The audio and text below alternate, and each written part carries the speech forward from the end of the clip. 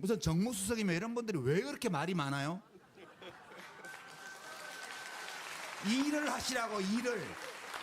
말을 하지 말고 일을 하시라고요. 폭력으로 이게 문제를 일으킨 자들은 과거에 있었는데 아주 합헌적이고 합법적인 제도를 통해서 지금 이렇게 됐단 말이에요. 근데 이거를 가지고 최근에 이제 문영배 전 헌법재판관께서 휴먼 에러 뭐 이런 얘기 하면서 휴먼 에러면 휴먼을 고쳐야지. 왜 제도를 함부로 이렇게 하면 안 되지 않냐 이런 취지의 말씀을 하셨어요. 예, 저는 이제 하셨죠. 일리 있는 말씀이라고 생각하는데요. 휴먼 에러에서 그러니까 좋은 휴먼도 에러를 할 수 있죠. 근데 우리가 나쁜 휴먼을 뽑아놔 가지고 그 에러가 가끔 생기는 게 아니라 모든 행위 자체가 에러가 되는 시대를 살았잖아요. 근데 그 사람만 그런 줄 알았는데 지금 보니까 지귀현 판사나 이런 사람들이 매일 에러를 내고 있어요. 그럼 휴먼을 교체해야 될 거 아니에요. 이게 이제 문영배 판사의 해법이에요. 네. 제가 이제 저는 우리 사회가 그걸로 그칠 수가 없다. 지금 상황은 지금 이제 제도를 통해서 그렇게 했다고 그랬잖아요. 이 점이 되게 중요한데요. 어떤 휴먼이 에러를 저지른 것이지만 그게 전부가 아니고 그런 휴먼을 계속 만들어내는 제도가 있는 거예요. 그러니까 이제 제가 문영배 판사님 좋아하는데 이제 그 자리에 제가 있었으면 그랬을 것 같아요. 만약 제도가 그렇게 에러를 저지르는 휴먼을 계속 만들어내는 시스템이라면 그러면 휴먼을 교체하는 걸로는 해법이 없다 이게. 일시적인 해법밖에 안 된다. 시간 지나면 또 생긴다. 고로 그런 휴먼이 발생하지 않도록 지기현 판사처럼 재판하는 판사가 법정을 이끌어갈 수 없도록 만드는 제도가 필요한 거예요. 우리한테는. 그래서 그 점 좀 많이 느끼는 이제 이 문제 약간 심각하다고 보는데요. 네. 그러니까 사실 윤석열 같은 사람이 권력을 잡지 않게 원래 해야 되는 게 정당의 역할이었어요. 정당이 게이트키퍼, 그러니까 문지기 역할을 해줘야 돼요. 그러니까 독재자가 될 소양이 있는 사람을 자기 당의 대통령 후보로 뽑으면 안 되는 거예요. 근데 네. 이제 국힘당이라는 우리나라의 대표 보수 정당은 이미 그런 기능을 상실했어요. 지금도 회복 못했고. 근데 그거는 제도로 어떻게 하도록 우리가 강제할 수가 없어요. 그들이 또 그런 사람을 또 뽑을 거예요. 예컨대 장동혁 대표 같은 사람을 또 뽑을 거예요. 그 사람도 판사 출신인데요. 그 사람도 역시 에러 휴먼이죠. 근데 그렇더라도 우리 국민들이 또 선거 제도를 통해서 그걸 막을 수 있잖아요. 근데 지금 제일 심각한 문제가 생긴 거는 법원이에요. 법원. 네. 제가 보기에는. 그러니까 제가 조희대 대법원장이나 또는 뭐 지금 국회에 나와서 맨날 욕 얻어먹고 있는 법원행정처장이나 혹은 회의한다고 해가지고 뭐 했던 그런 법원장들이나 또는 법관 대표회의를 했던 분들 이런 분들하고 이야기를 해보고 싶은데 이분들은 남하고 대화를 안 해요. 그거부터 이상한 거예요. 무슨 문제가 있으면 대화를 해야 돼요. 근데 지금 우리가 법원에 대해서 묻고 싶은 게 한 두세 가지 있는데 첫 번째는 12월 3일 밤늦게 모여서 무슨 얘기 하셨냐. 이거 네, 되게 맞아요. 알고 싶어요. 12시 넘어서 대법원에서 네. 회의를 했잖아요. 근데 그거는 제가 볼 때 명백합니다. 우리 법원은 계엄령을 여러 번 겪어봤어요. 비상계엄을. 그때 어떻게 진행됐는가 다 알아요.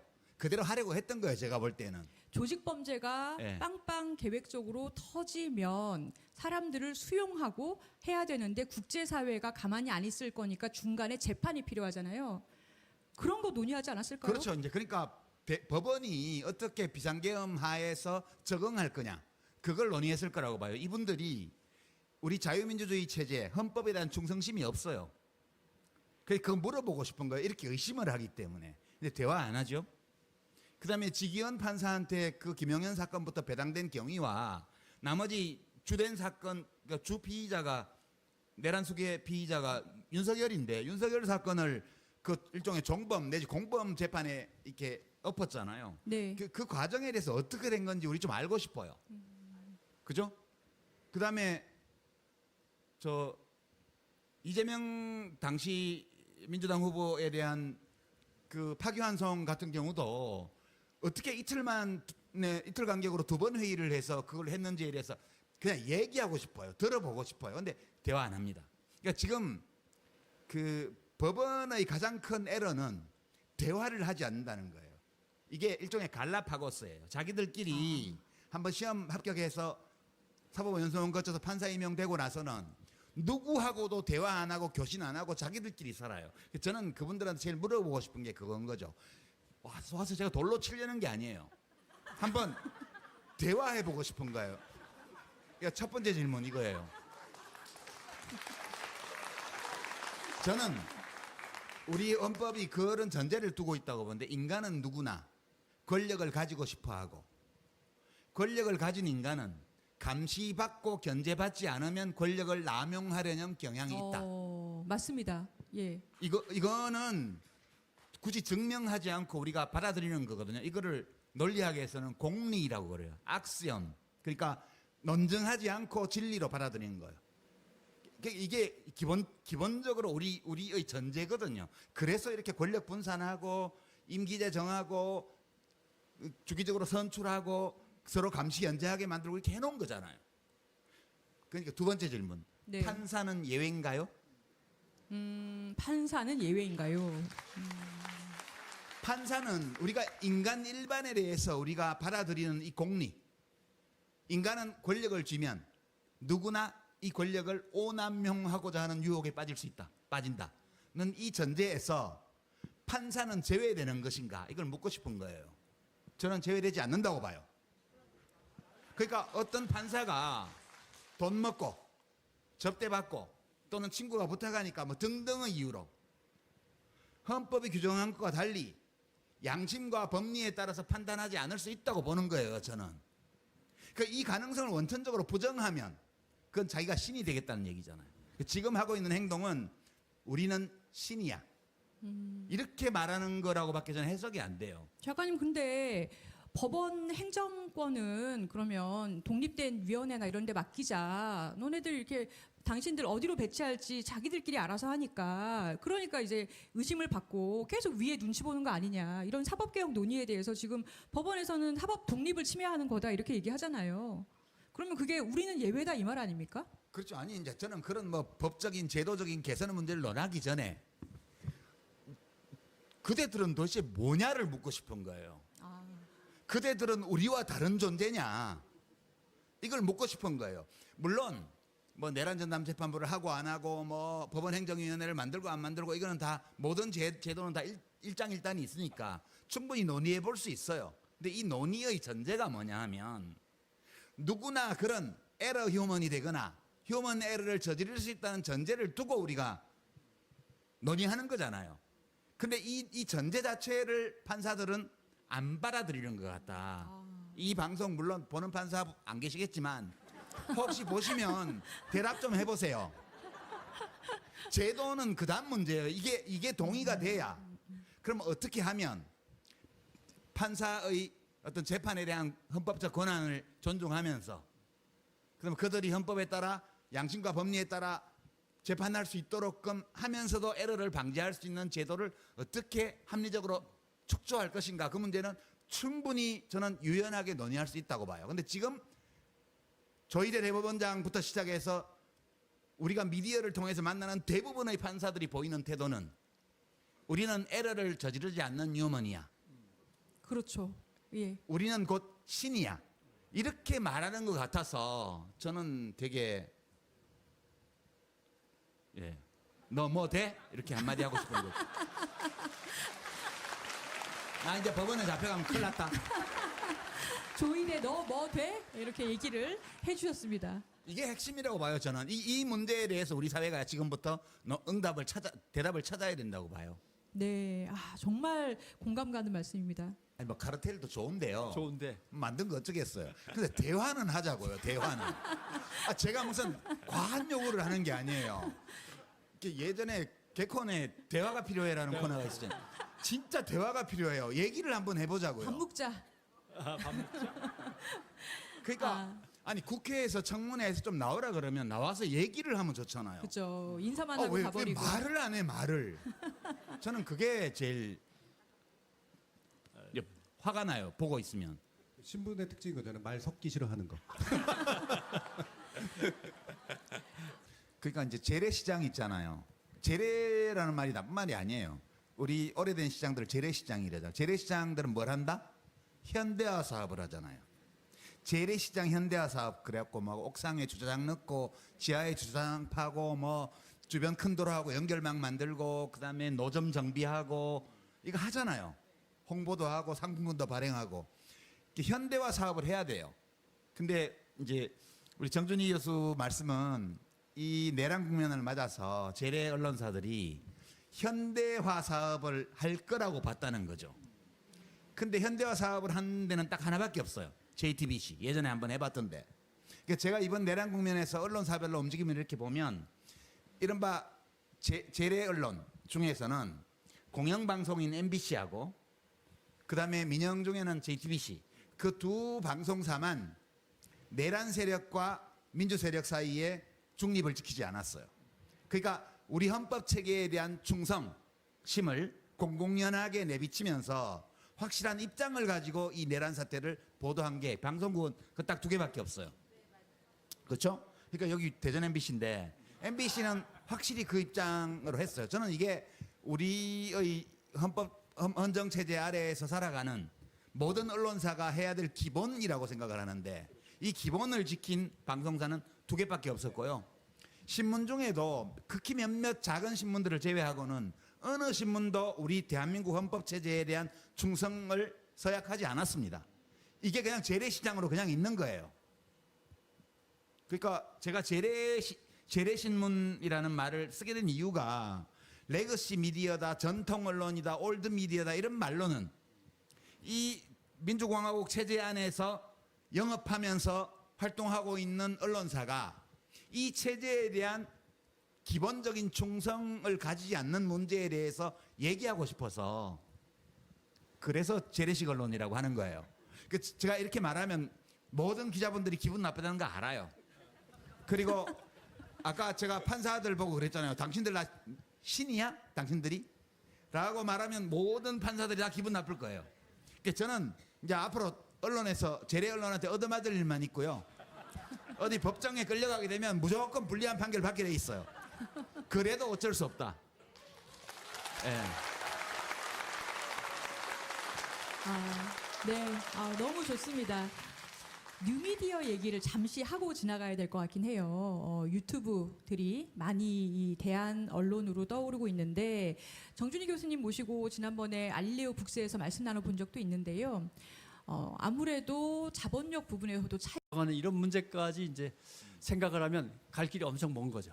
네. 저는 그 경향신문이나 한겨레신문 같은 경우에 대해서 그냥 좀 건의를 예전부터 여러 차례 했고 지금도 마찬가지예요. 그러니까 이 뉴미디어가 기존 언론을 대체를 못해요. 그냥 기성 언론, 재래 언론이 가지고 있던 그 저널리즘 독점권이 지금 그냥 깨진 거거든요. 그리고 새로운 미디어들이 당사자 언론이 나타나서 그 전에 없던 공간들을 막 만들어내고 있어요. 그 옛날 공간은 그냥 있습니다. 소위 재래 언론들은.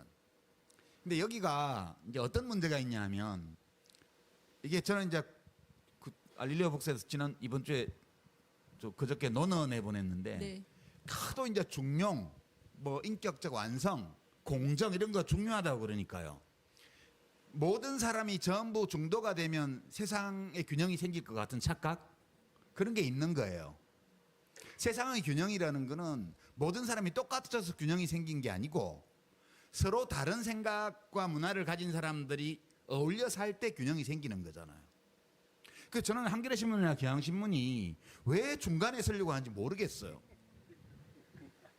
김어준 씨가 알자지라에 인터뷰한 게 최근에 영상이 나왔는데 거기 보면 김어준 씨가 뭐라고 얘기를 했냐면 양극화, 언론 미디어 양극화 뭐 이런 얘기를 막 하는데 아니다. 양극화라는 거는 폴러, 극이 두 개 이상 있어야 양극화잖아요. 혹은 다극화. 근데 지금까지는 극이 하나밖에 없었다. 보수 하나밖에. 이제 막 그 보수가 아닌 다른 극이 하나 나타난 거다. 이게 둘이서 지금 다투고 있는 건데 이게 무슨 병리 현상인 것처럼 양극화라고 그러고 이 양극화의 책임을 뉴미디어에다가 묻고 이것이 재래 언론의 기본 입장인데 왜 이렇게 하냐는 거예요.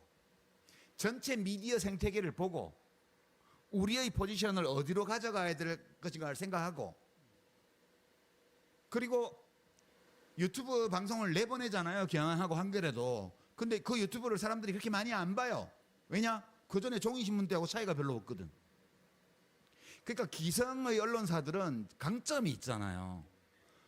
기왕에 이미 성립되어 있는 자기의 기득권을 토대로 해서 새로운 미디어 생태계로 적극적으로 진출해 들어가면서 시민들을 만나야 되는데, 그걸 안 하고 20세기의 자기들의 언론 규범에 갇혀가지고 거기서 안 나오는 거예요.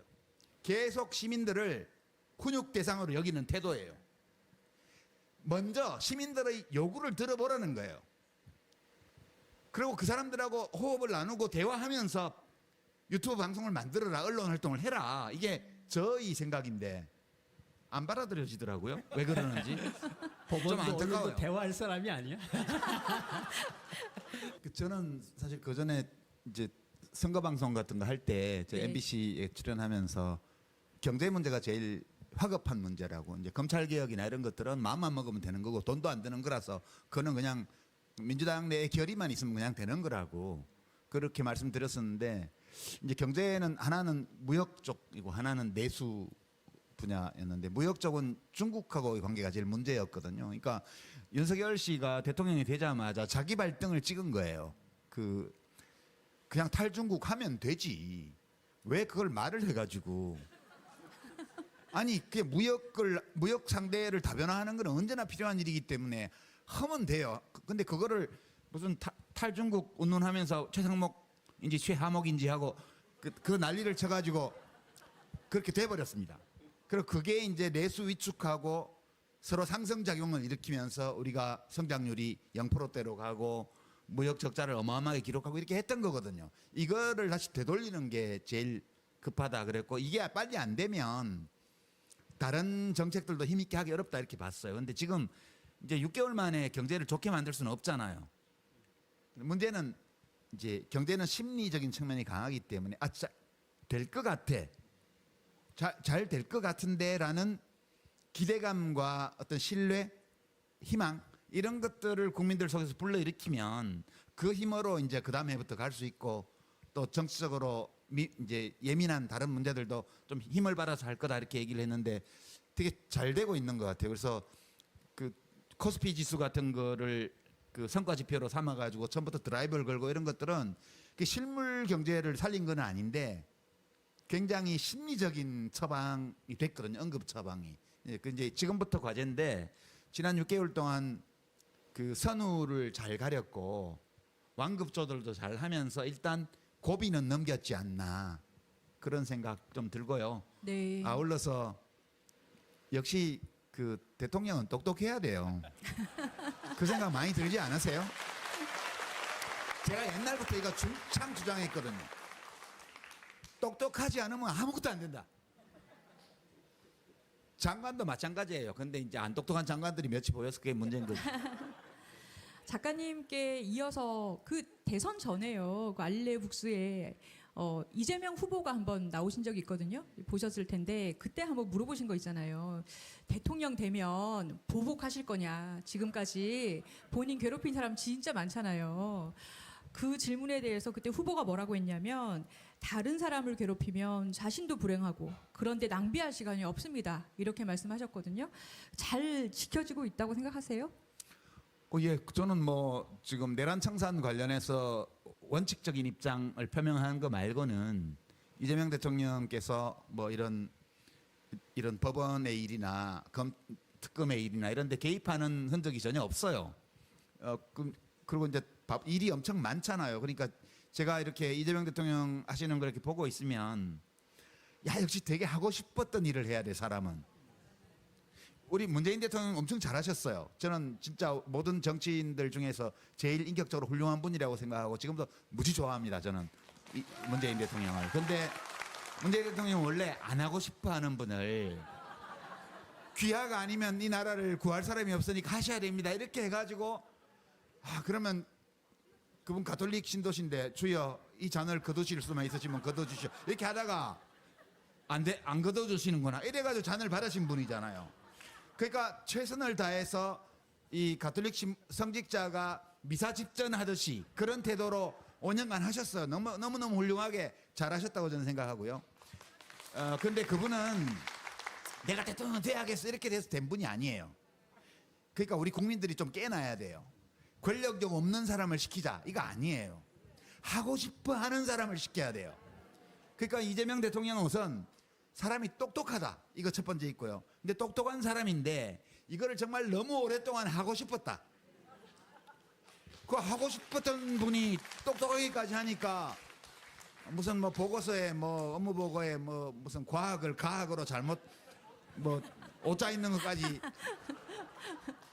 그 정도로 하시잖아요. 그러니까 그게 저는 이런 것들이 합쳐져서 그러니까 이재명 대통령의 캐릭터, 업무 방식 이런 것들에 대한 국민들의 신뢰 이런 것들이 합쳐지면서 좀 나아질 수 있을 것 같아. 앞으로 이런 희망을 불러일으켰다는 데서 제일 크게 점수를 주고 싶어요. 그러니까 굉장히 어려운 고비를 지난 6개월 동안 상당히 잘 넘겼다. 그렇게 저는 생각합니다. 그리고 뭐 그런 거 안 하세요. 그런 거 남 괴롭히는 거 안 하시고요. 아니, 예, 그런 본인 시간이 하고 없어 싶은 거 보여요. 하세요. 예, 예. 시간이 없어 보여요. 예, 그럴 예. 시간이 없어요. 누구 조팰 시간이 없어. 예. 제가 한 만열흘 좀 전인가요? 그 프리드리히 에버트 재단이 이제 주관하고 우리 네. 재단도 노무현 재단도 공동 주체로 참여했던 그 이제 지속 가능한 민주주의라는 그 주제를 한 토론회가 있었는데 제가 거기서 이제 그 퓰리츠상 받았던 사진 기자분이 토론자로 나와서 그 말씀을 하셔서 깜짝 놀랐어요. 거기서 이제 개헌 문제 나오니까 자기는 반대라고. 자기 미국에 30년 살았는데 미국은 처음에 당선되고 나면 4년 동안 선거 자금 모으다가 세월 다 가고 다음 선거 대비해가지고 그다음 이제 두 번째 재선되고 나면 레임백 걸려서 아무것도 못 하고 차라리 한국계 낫대요. 5년 동안 다시 없다. 이제 한 번이다. 그냥 확실히 해라. 이게 자기는 더 낫다고 본대요. 그래서 참신한데 제가 그렇게 생각이 살짝 흔들렸어요. 지금 제도가 더 나은가? 그런 생각도 좀 들었는데요. 저는 이제 그 문제에 대해서 어떤 판단을 갖고 있는 건 아닌데 4년 중임제가 일반적으로 괜찮은 제도 아닌가 이런 정도 생각만 갖고 있습니다. 근데 대통령이 하실 필요는 없다고 생각해요. 저는. 물론 대선 공약도 있고 그랬지만 저는 정치 문제는 민주당이 앞장서서 해야 된다고 봐요. 그러니까 그것 때문에 저는 약간 불안해요. 이제 민주당에 대해서는 어떤 악몽이 있냐 하면 열린우리당 트라우마 있거든요. 그때 2004년도 17대 총선에서 151석 딱 받자 말자 곧바로 당원제도 후퇴시키고 내부에서 당원제도 다 부셔버렸습니다. 그때 대의원제도로 다시 돌아가는 그 회기를 시작을 했고요. 의원들이 순식간에 기득권화됐습니다. 제가 그 안에서 그걸 목격하고 이 당은 더 이상 안 되겠다. 그래서 제가 이제 저는 그냥 내각에 가서 일하고 싶어요. 보건복지부 장관 보내주세요. 이렇게 해서 제가 복지부 가서 일을 했거든요. 그때 이미 당이 망했어요. 그 내부에서 막 돈봉투 돌아다니고 당권 선거 하는데. 그러니까 겉으로는 새정치 한다고 내세우면서 안에는 팝을 짓고 돈봉투 돌리고 계보 만들고 이게 너무 횡행해서 이 당은 틀렸다. 저 그때 판단했습니다. 지금 민주당이 굉장히 위험합니다. 제가 보기에는 제가 그런 트라우마를 갖고 있어서 그런지 모르겠는데 사람이라는 게요. 아까 제가 판사들 얘기하면서 말씀드렸잖아요. 앉으면 서면 앉고 싶고 앉으면 기대고 싶고 기대면 눕고 싶은 게 사람의 마음이에요. 거대 집권당의 대통령의 국정수행 지지도가 무지 높기 때문에 엄청나게 많은 유혹이 있을 거고요. 안이함이라는 게 퍼져나가게 돼 있습니다. 민주당은 이상하게 최근 한 몇 달 동안 뭘 하는지 모르겠어요. 왜 권한이 있는데 뭘 안 하고 말만 하고 있어요. 말만. 그러니까 지금 개헌 같은 거 개헌안을 민주당이 발의해야 돼요. 그 무슨 백날 토론만 하고 있지 말고 내란 전담재판부 법이든 뭐든 이 법안 내서 자기들이 해야 돼요. 그거를 무슨 대통령실하고 의견이 맞네 안 맞네 그딴 소리를 왜 하냐는 거예요.